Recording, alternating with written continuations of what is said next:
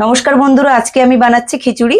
তো আমি খিচুড়ি বানানোর জন্য কি কি উপকরণগুলো নিয়েছি একবার আপনাদের দেখিয়ে দিচ্ছি। এখানে আমি 250 গ্রাম মুগ ডাল নিয়েছি, আর 250 গ্রাম গোবিন্দভোগ চাল নিয়েছি। আর আমি এখানে সবজি নিয়েছি, দেখুন অল্প একটু কুমড়ো নিয়েছি, একটু আলু নিয়েছি, একটু ঝিঙে নিয়েছি, আর একটু অল্প চিচিঙ্গে নিয়েছি। এর সঙ্গে থাকছে আলু ভাজা, চাটনি, পাঁপড়।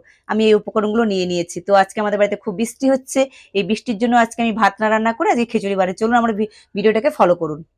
কড়ার মধ্যে আমি এখন মুগ ডালটা দিয়ে দিচ্ছি। মুগ ডালটা আমি আগে ভেজে তুলে নেব।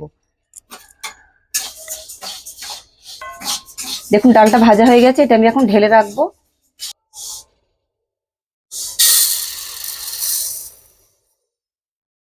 কড়াইয়ের মধ্যে একটু সাদা তেল দিয়ে দিচ্ছি, দিয়ে আমি সবজিটাকে হালকা করে একটু নেড়ে নেব।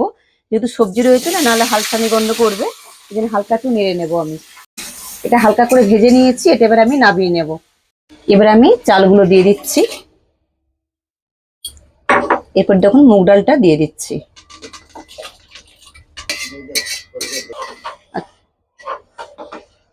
এটা হালকা হয়ে ফুটে আসবে, তারপরে কিন্তু আমি ভেজে রাখা সবজিটা এর মধ্যে দিয়ে দেবো। দেখুন এটা ফুটে গেছে, এবার কিন্তু আমি ভেজে রাখা সবজিগুলো দিয়ে দিচ্ছি।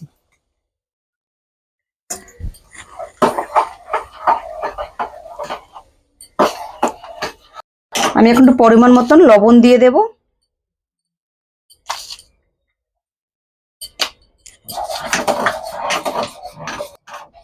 এটা আমি একটু সাঁদাল দিয়ে দেবো। তো আমি একটা হাইটার ভরে ধরে নামিয়ে নিচ্ছি। এখন কড়া বসিয়ে দিয়েছি, কড়ার মধ্যে আমি এখন সরষের তেল দিয়ে দিচ্ছি। তো সরষের তেলের মধ্যে আমি কয়েকটা লঙ্কা দিয়ে দিচ্ছি, আর কয়েকটা তেজপাতা দিয়ে দিচ্ছি। একটু গোটা জিরে দিয়ে দিলাম, একটু আদার পেস্ট দিয়ে দিলাম। এবার টমেটো কুচি একটু দিয়ে দেব।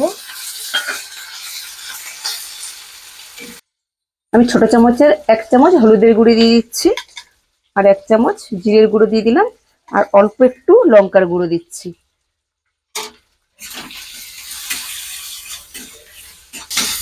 দেখুন মশলাটা কষা হয়ে গেছে, এবার আমি জল দিয়ে দিচ্ছি।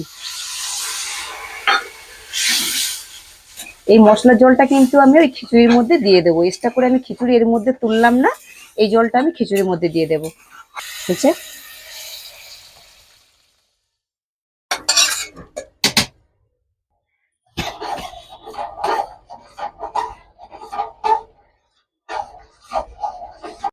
এবার নাবানোর আগে আমি একটু ঘি দিয়ে দিচ্ছি।